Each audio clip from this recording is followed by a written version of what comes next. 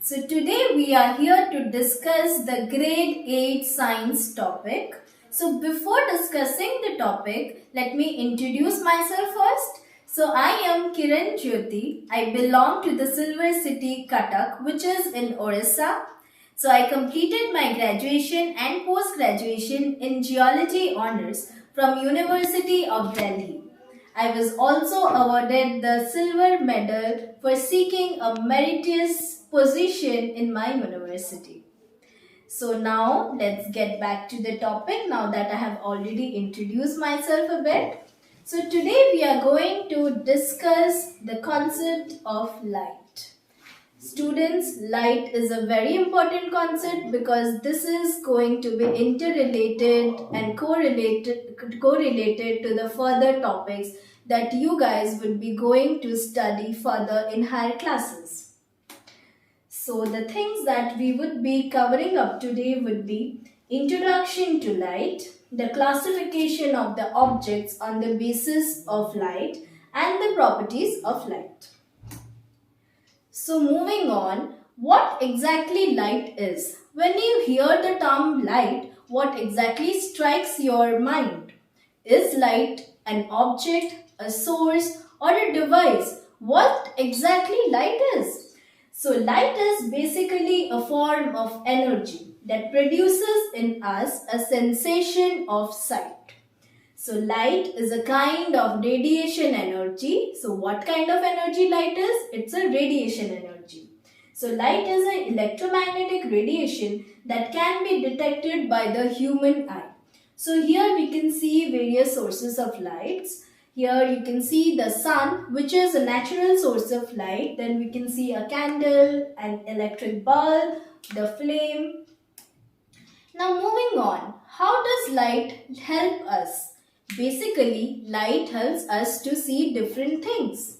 So here in the room, which consists of different sources of lights, we can see different objects, right? So what if I switch off the lights? Now, are you able to see anything? No, right? The entire room is dark. So light helps us to see different objects. So my question would be, is light the only parameter to see the objects around us? The answer would be no. For example, suppose we bring a blind person into a room which has source of light highlighting different objects. Will he be able to see the objects? No. So for a complete vision, we need a complete package. The package consists of light, our eyes, and the brain. So the rays of light either directly enters our eyes or enters our eyes after getting reflected from the objects. It enters the eyes. There are certain processes that takes place inside our eyes which we would be learning in our further classes, and with the help of optic nerves the information is transferred to brain. The brain further processes the information and gives us the feedback. This is how the package works and we are able to see different things around us. Now coming to the next topic, which is the classification of objects on the basis of light. So the objects are classified into two parts. One would be the luminous objects and the other one would be the non-luminous object. So what are exactly luminous objects?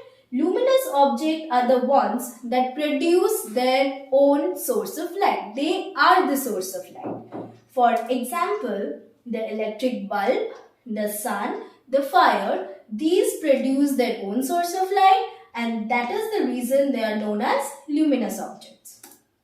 Coming to the non-luminous objects, they do not produce their own light. They don't have their own source of light, and they are capable of reflecting light to our eyes coming from the luminous objects. Now the examples of non-luminous objects would be the books, even the moon. Moon does not have their own source of light. And here you can see the money. These things are the examples of non-luminous objects. So now if the luminous objects are producing light, whereas the non-luminous objects are not producing light, then how are we able to see the non-luminous objects? Okay, so the answer is the phenomenon of reflection. So by the phenomenon of reflection, we are able to see the non-luminous objects as well. So this is a source of light. It is radiating its rays 360 degree. Now when either the rays enters our light eyes by the direct source, or it gets strike on the object and the light source is reflected.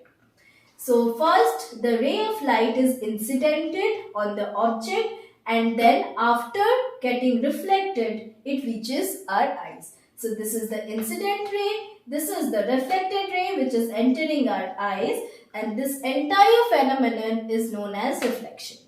Okay, so now we are clear how we are able to see luminous objects as well as non-luminous objects.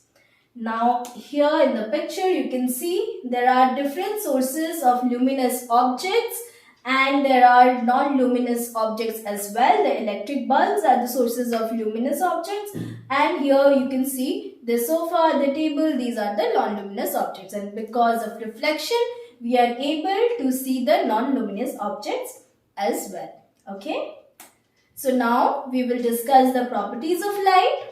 So the first property would be the light is a form of energy. We have already discussed there are different forms of energy, the kinetic energy, the mechanical energy, the wind energy, and light is also a form of energy which is a form of radiation energy. Now the second one would be light always travels in a straight line. So light ray never bends. It always travels in a straight path. The last property would be light can fall